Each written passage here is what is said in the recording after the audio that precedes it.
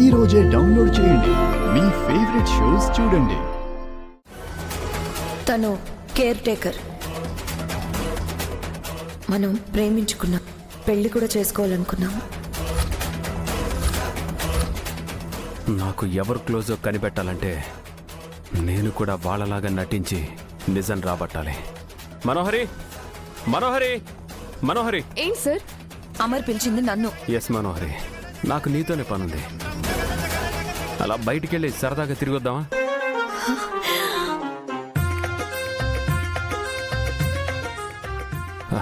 తీసుకో. మన పరిచయం ఎప్పుడు జరిగింది?